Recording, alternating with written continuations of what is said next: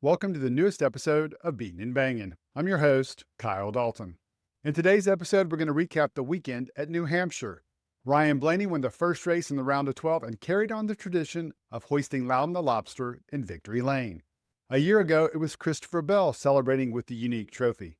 This weekend, the Joe Gibbs Racing driver received his final mounted prize during media availabilities. I'll share with you that special moment, plus my connection to that amazing creature. Some of you might remember it from last year. However, before we get to all of that, I want to talk about today's sponsor, Kufandy. You've seen me talk about them a couple times in the past. I absolutely love their selection. I've shown you their loose fit hooded sweatsuit set, super soft, heavyweight yet breathable, and perfect whether I'm barbecuing or filming my latest video. Kufandy is also a proud partner with Christopher Bell and the number 20 team. And last month I showed you the JGR color block polo shirt. Relaxed fit, breathable fabric, sharp styling that works just as well at the track as it does out for dinner. And the JGR Athletic Stretch t-shirt. Flexible fabric, bold team logo, maximum comfort whether you're training or just cheering on Sundays. I'm happy to announce I've added 2 more must-haves to my Kufandy collection. First, the hooded waffle knit pullover. Lightweight and casual with a textured design that gives it a clean, modern look. It's great for layering on cooler days or just throwing on when you want something comfortable but still stylish. And then there's the varsity suede bomber jacket, a vintage-inspired piece that combines soft suede with that classic bomber fit. It instantly upgrades any outfit whether you're at the track, out with friends, or heading to dinner. So if you're ready to step up your wardrobe game, check out the links in the description for these and all the other great Kufandy options. And remember to enter code B25 to receive 25% off your order. Big thanks to Kufandy for sponsoring today's episode. All right, so before we talk about the race, I have one story to share from Saturday's media availabilities with the drivers. So last year, if you'll recall, Christopher Bell made headlines during his media availability in New Hampshire when he said this. There really is a leadership role in that aspect. And whenever Chase comes into the car... Whenever I don't even know what to say. Whenever we have a new driver into the 19 car,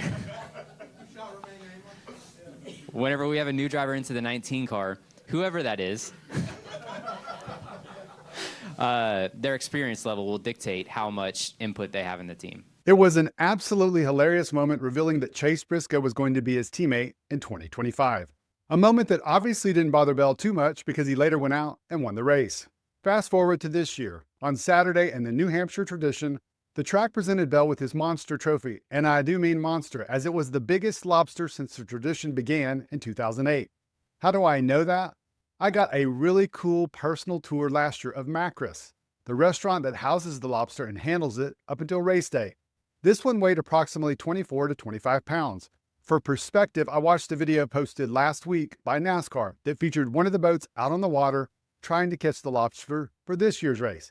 It weighed in at 18 pounds, so the one last year was massive and it was really cool to see. Oh yeah, and the food at Macris is absolutely delicious.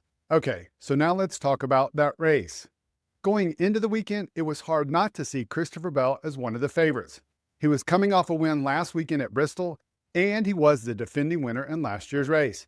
And as I mentioned last week, JGR was dominant in the first 3 races in the first round. However, after qualifying, there was less certainty about Bell and the Toyotas. The number 20 driver qualified 19th. Tyler Reddick was the best qualifying Toyota, and he was 4th. Denny Hamlin was second best at 9th. When the green flag dropped, Joey Logano, who sat on the pole, surged out to the lead. Interestingly, his Penske teammate Ryan Blaney, who also started on the front row, faded.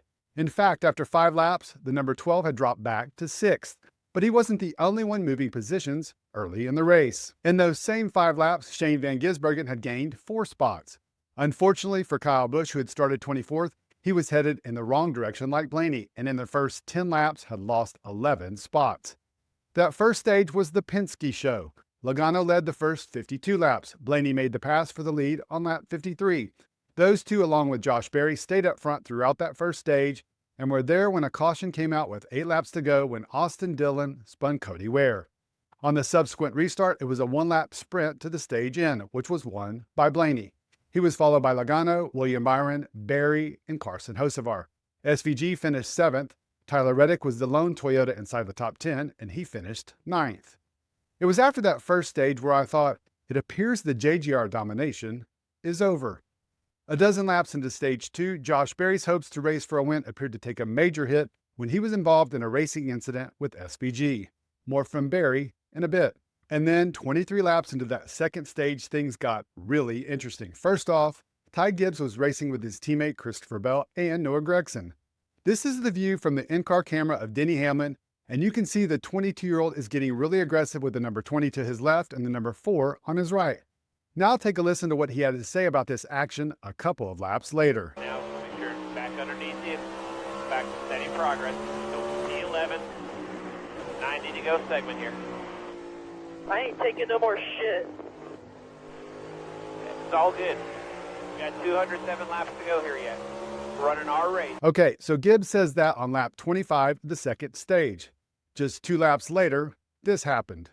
Half a lane higher. Outside 20. Outside. Outside 20. Outside 20. There's your door. I know for a championship. What the fuck? So Hamlin makes it clear that he's not happy with the way Gibbs was driving around both Bell and himself. And then 13 laps later, this happens. 20 is going top with the 54.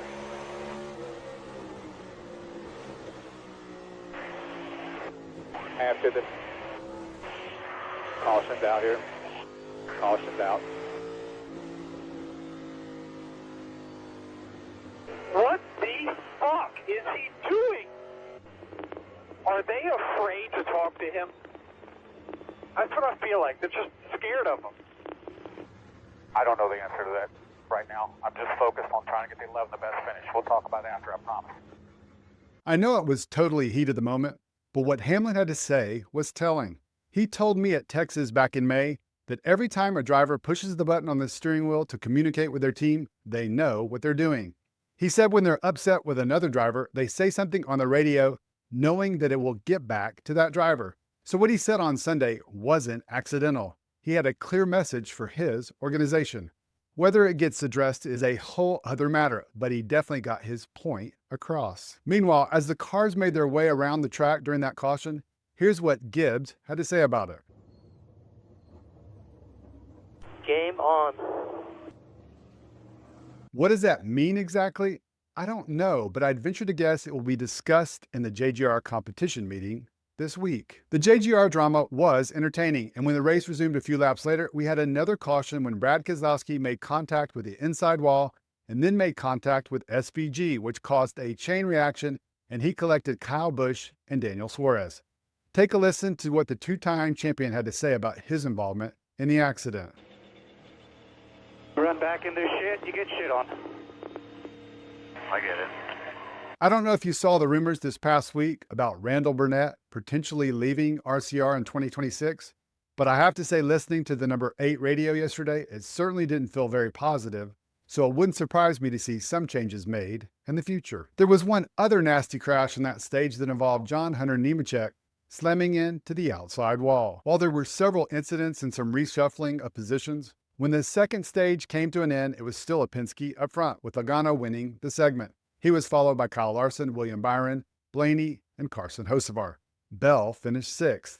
And that set us up for the final stage. It was pretty clear Team Penske was going to be the team to beat. But for you Hendrick Motorsports fans who know that New Hampshire hasn't been kind to the team in recent years, you had to be feeling good early in that final stage. On lap 200, it was an all-Penske HMS top 5 with Logano in the lead, followed by Byron, Larson, Blaney, and Chase Elliott.